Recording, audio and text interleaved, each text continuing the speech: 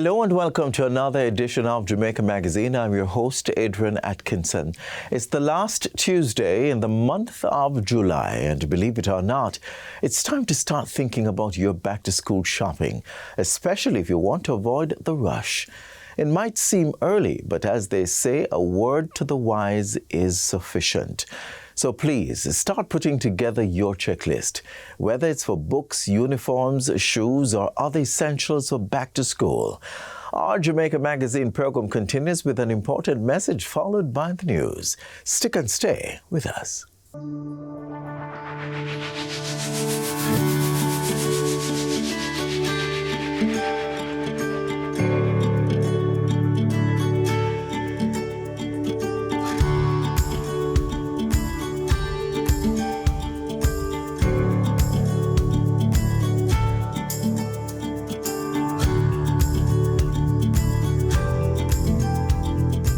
Remember, students, coming here on campus, even returning students, your security is your responsibility.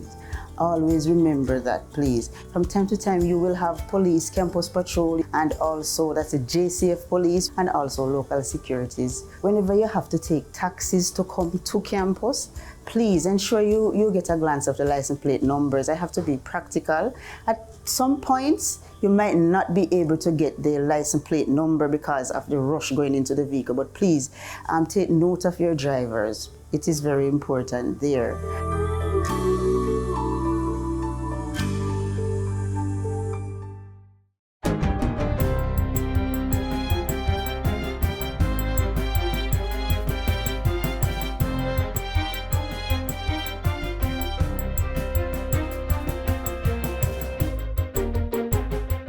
Good day, I'm Theodore Henry, and this is your JIS News for Tuesday, July 29, 2025. Prime Minister Dr. Andrew Holness is asserting that Jamaica's independence is not merely an anniversary to be commemorated, but a mission to be renewed by each generation. He emphasizes that independence extends beyond the right to self-rule, underscoring the nation's responsibility to ensure safety, security, and opportunities for its citizens. To uphold law and order, to protect our children, to defend our borders, and to ensure justice and stability. It means building a Jamaica that is not only free, but a Jamaica that is fair. The Prime Minister was speaking during a reception hosted by the Governor-General to mark Jamaica's 63rd anniversary of independence. Dr. Holness further emphasizes that Jamaica's independence must be resilient enough to withstand the persistent volatility of the global landscape. But government cannot do it alone. Independence is not a spectator sport. Each generation must earn it anew, not only through politics, but through performance. In our schools, in our businesses, in our families, in our communities. That, I believe, is the next frontier of nation building, not the struggle for the flag and anthem, those we have secured, but the pursuit of excellence. The true honor of sovereignty is not merely to have it, but to use it wisely. Prime Minister Holness also underscores the importance of ensuring that the dignity of Jamaicans is safeguarded and that they have access to opportunities to own land, build wealth, live safely, be educated and healthy, and realize their God-given potential. In other news, the Prime Minister is lauding Restaurants of Jamaica, operators of the KFC and Pizza Hut franchises, as a key partner in national economic development. His commendation comes against the backdrop of the company opening its 42nd location in the town of Black River, St. Elizabeth on the weekend. 42 stores, a huge operation, and a $355 million investment in this town, another big deal. But I'm very pleased to say that this store, this restaurant, will provide 65 new jobs.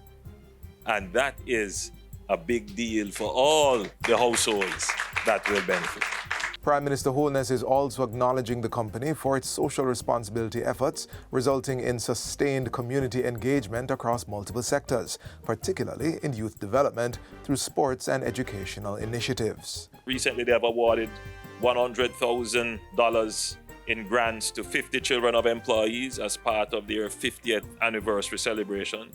But that is in addition to what they do throughout the years in scholarships. They have the Ad Hope program, which was launched in 2018, which has contributed $50 million to feeding initiatives across Jamaica.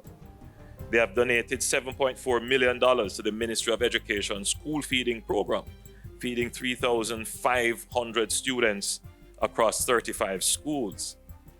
More than 2,000 micro, small and medium-sized enterprises, MSMEs, have been engaged through island-wide roadshows hosted by the Ministry of Industry, Investment and Commerce. The roadshows have taken the ministry's business development services to people in their communities, in the parishes of Manchester, St. James, St. Anne, Kingston, St. Catherine, Clarendon, St. Elizabeth and Westmoreland. Speaking at the recent MSME Linkages Day at the University of Technology, Portfolio Minister Senator Aubin Hill encouraged use of the services provided by the various agencies within the ministry. Let's say you want to start a drinks business. You want to import 5 or 6 mixers. We at the ministry, working with the customs agency of the Ministry of Finance, will make sure you do not pay any duty and similar rates on these imports, because we want you to set up your business, so we forgive the import duty and the import tax that come with it.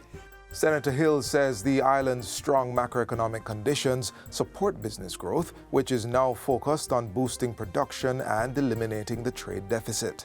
We're going to have to work on it like we work on the debt to GDP, but we are Jamaicans, we can turn it around. We are going to turn it around. MSMEs are going to turn it around. Still on entrepreneurial development, 100 small business owners across Kingston, Clarendon and St. Catherine have received entrepreneurship grants to advance their endeavors. The distribution was done recently, and recipients include single mothers, persons with disabilities, and individuals striving to overcome personal and financial challenges. The group will benefit from capacity building, networking, marketing and partnership building, and direct technical support.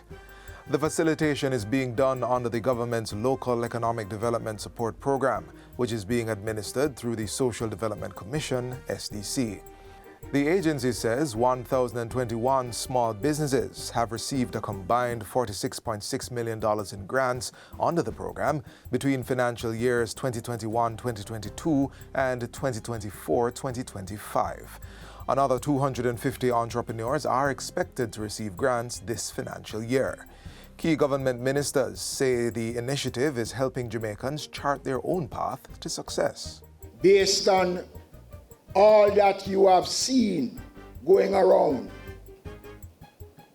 to remember that what you can accomplish out of this program will go a far way in improving the lives of you and your family. It is lives that have been changed. It's businesses that have been built. It's children who can go to school more easily because of the business. So what it means is in the future that family's outlook is going to be so much brighter. So it's not just a little grant.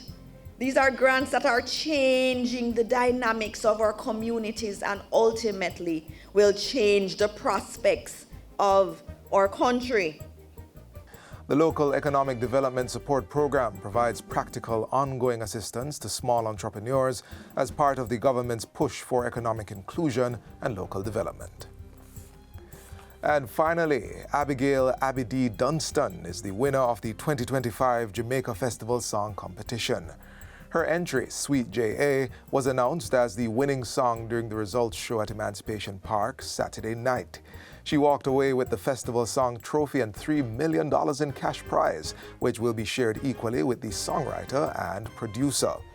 Second place went to Brother C and Jegs for their song Come Make We Rally, which also won Best Performer.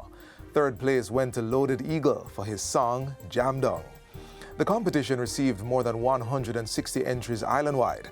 Finalists were judged on lyrical strength, originality, and impact.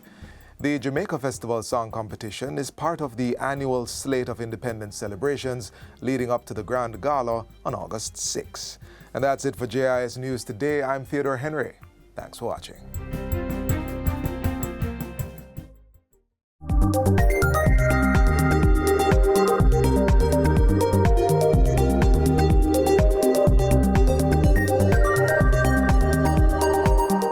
As we close out Healthcare Worker Appreciation Month, we take a sneak peek into the daily routines of an orthopedic surgeon and an equipment maintenance officer at the Savannah Lamar Public General Hospital.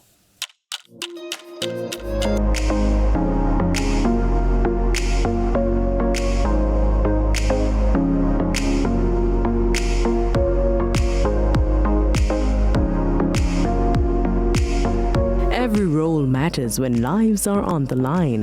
Behind every machine that hums and every bone set right, there's precision, purpose, and people.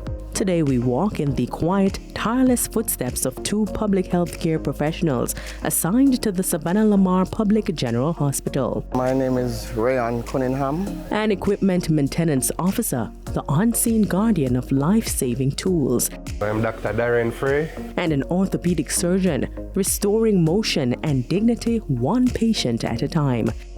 This is a day in their life, told only through their voices, seen only through their work.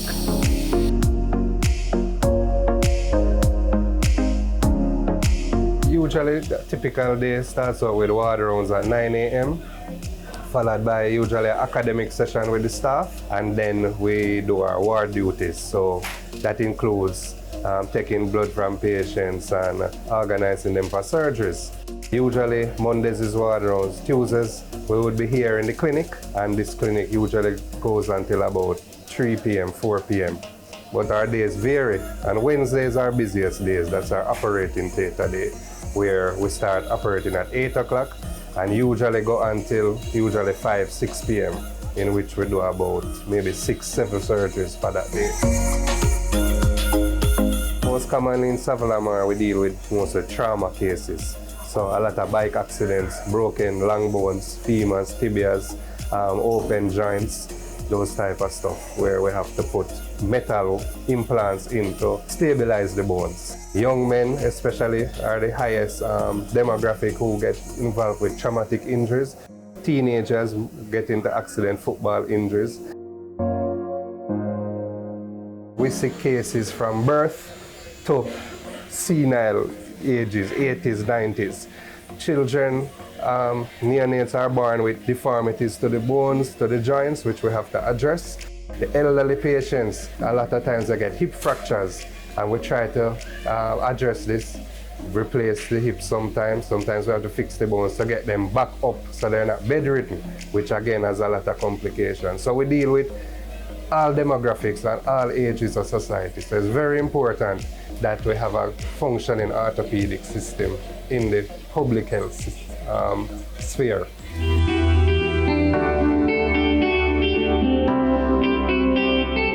Come with a mindset knowing that, at any time we need to be alert. So you have to have a keen eye for when something is happening. Your ears have to be sharp. You come today and you hear a sound that you're not used to hearing. You can, you can pick up when something is not going as normal as you would.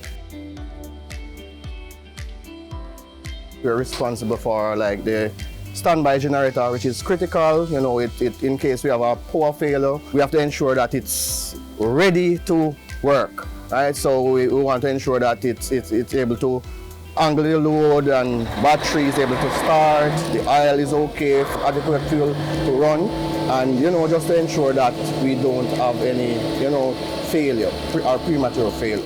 We also have the boiler, which is responsible for the steam generation. So we do our normal checks and ensure that we have steam flowing to the various departments, and to ensure that everything flows as usual.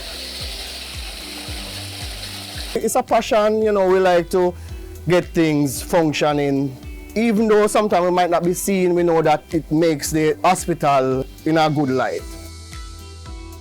So we try to maintain a healthy team so we can be as efficient and effective as possible. For a senior maintenance officer, you have to be accountable, one to yourself and to others. You have to ensure that things are going as it should and with less disruption as possible.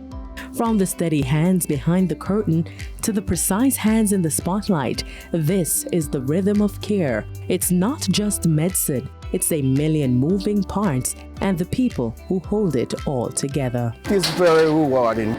And it's good when you can enjoy what you do. It doesn't feel as stressful.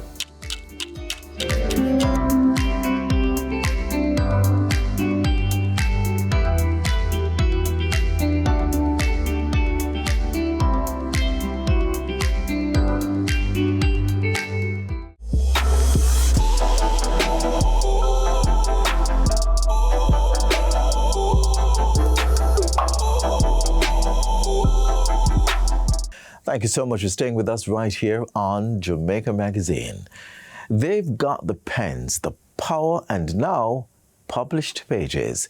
5 young student authors are using their voice to express how they feel, and they have launched their very first book to prove it. Let's now turn the pages to Right of Way. That's next.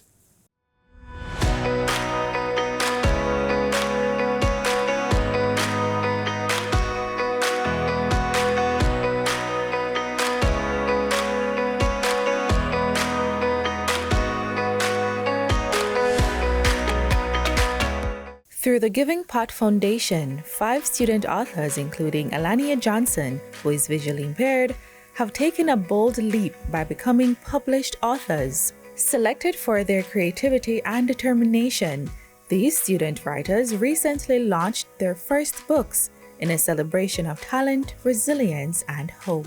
I am truly excited about this great opportunity to share my book, The Pencil of Reality. This achievement gives me hope that I can truly achieve anything if I put God first and put my mind to it. From heartfelt poetry. To talk a little more about my book, it's called Misery of Life, and it is a poetic exploration of complexities of love. It really talks about the pain and joy that love brings. To powerful stories of overcoming adversity. Finding Light in the Dark is about me as a visually impaired person, finding light in the dark, facing different challenges in the world, like for example, being bullied, facing that and thriving, not letting that be, my downfall, having confidence and all of that good stuff. Each book is a window into the minds of young Jamaicans, using their voice to inspire, educate, and connect. Not a lot of people understand how introverts operate, how they see things, how they experience things. They just think we're sensitive or emotional. But my book seems to, or tries to really, capture all of that and to share that with people, to help people understand us introverts. At the heart of this initiative is the founder of the Giving Pot Foundation, Marcia Brown Robinson. The foundation is dedicated to donating books worldwide, each carrying a message of hope and inspiration. Through her leadership, young voices are being nurtured, celebrated, and empowered. It is a big deal that we have these students who are now published authors, students who we have helped to make their mark on the world, not just in Jamaica, on the world at this age. And this was our goal. This is our goal. We wanted to impact our young people, and that's part of the core mission of the Giving Pot Foundation and the Hope Outreach mission. The initiative is endorsed by the Ministry of Education, Skills, Youth and Information, reinforcing the importance of literacy in shaping academic and life successes. The Ministry of Education supports this initiative and has committed in recent weeks to restore and improve structured reading development in the classroom. As a ministry, we know that reading is the foundational building block for success in every subject area. A strong command of reading embraces comprehension in science, allowing you to grasp complex theories and methodologies. A similar vision is shared by the National Library of Jamaica, which continues to champion youth voices and preserve their contributions as part of the nation's literary heritage. These are some young authors, they're Jamaican, so their creation, their books that they have written, these will become a part of the National Library, the National Collection. For the young authors, the moment was more than just a book launch. It was a personal moment of pride and purpose. Always have the courage to put out your experiences, your beliefs, and who you are to the world. If you know within yourself that this is what you want and this is what you want to pursue, you do it. No matter who or what they say, you just do it. It's all you. Just write what you want, write your journey, speak your truth, and nobody knows your story like you do. I will no longer be just walking the streets as, just Alania, like the Alania, author, people asking me for autographs and all of that stuff. I feel very amazed. And as the National Library reminds us, every Jamaican creative has a place in our nation's story. So we encourage everybody who's a creative. It's not only writers, we look at the persons that do music, whether you do movies, you do photographs. So the National Library is all Jamaican. So once you're a creative, we encourage you to come down to the National Library and make your work a part of the National Collection.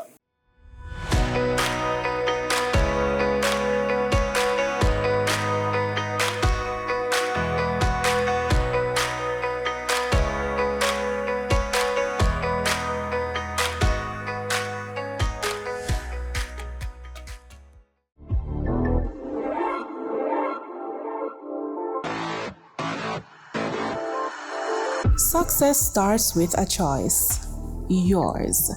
It's not where you come from, but where you're going. Every step, every effort, every dream, it all matters.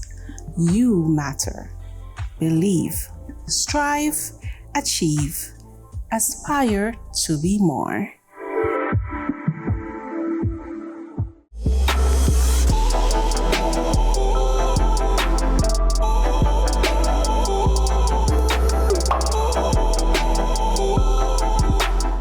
Sometimes the best thing you can do is pause.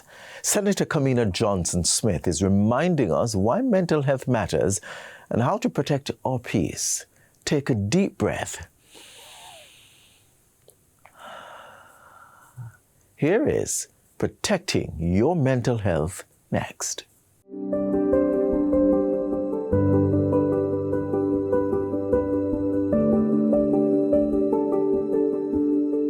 A lot of thought has to go into doing acronyms. I'm not very good with them. And mental health has quite a few letters. They suggest that we look at motivating each other in a positive way. Exercising regularly, because there is in fact a hormonal aspect to exercise. It releases endorphins that help to regulate your emotional well-being, and I'm here to attest to that. Nurturing love and understanding, to be nurturing, be loving, be understanding where it is appropriate, empathetic. Taking care of yourself, again, goes back to some of those other matters like exercising and always believing in yourself. Always believing in yourself. So believe that you can do it, believe you are capable, make the effort. Believing it alone doesn't work, of course. You have to believe it and do the work, but believe in yourself. Have the confidence. L is learning to self-soothe. So learning how to help to calm yourself, how to also support your own self if you're feeling down.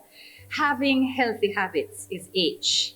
Establishing priorities, again, very important and often repeated by me in this ministry. We have so much to do that prioritizing is important for us to get the best value from our own activities in limited time that we have every day. always remember that your struggles do not define you. Your struggles don't define you. They are struggles. You are you. You can manage them with the help of others in some cases, with the help of the good Lord above in others, and with your own self-strength and confidence and any support mechanism that you have around you. And on the matter of mechanisms around you, I just want to remind that the Ministry of Health has some helplines and services that are available that maybe weren't available before. That if you have issues or concerns or things that you're struggling with, or you know someone who you think might be struggling with something and they may not be comfortable speaking, or they may not know of someone that they're comfortable speaking to about private matters, that you can direct them to these call lines, direct them to these helplines, and there are trained personnel available to help them in a private way. Listen unconditionally. This is another one. So this is L. We're almost there.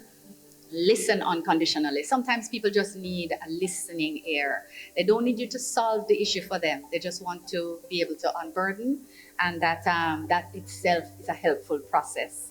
T. We're again almost there. Take time for self-care and relaxation. So that comes back to other things. Take some time. I know I don't always take that advice, but but I try. I do. Take time for self-care and relaxation. And then H is helping in seeking positive and achievable goals. Helping in seeking positive and achievable goals. When you're able to set small things in order to get to bigger things, it helps you feel a sense of accomplishment and a greater confidence in moving on to other things. And I saw a great image the other day that I would just share with you. It was two people at the foot of two very long ladders. And one had rungs that were very close together, and one had rungs that were very far apart. And the one on the narrow rung ladder was climbing up at a speed, and the other one with the big ladder, the big rung ladder, was jumping to try to reach the first rung. And the simple message underneath was the importance of small steps. That sometimes you just need to be able to take the small steps, and that will take you faster and further than you had even recognized. But yet sometimes when you try to take the massive at the first, it's so hard to get done that you can't feel or find the footing to take the next. So sometimes be gentle with yourself and take the smaller steps first, and then you'll develop the strength to take the larger. So I encourage you, I really do encourage you to think about some of these things. If you only remember one or two because you only see one or two as relevant to you, then that's fine, because really these talks are about people taking what they want or need.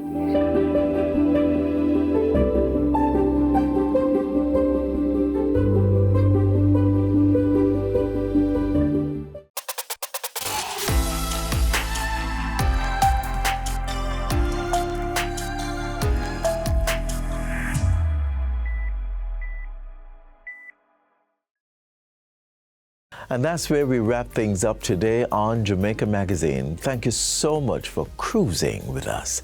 Whether it's writing the future, protecting your mind, or doing something to preserve the environment, remember to do it all with love. Also, remember to visit our website, gis.gov.jm, for more news you can use. On behalf of the entire production team, I'm Adrian Atkinson. Stay safe.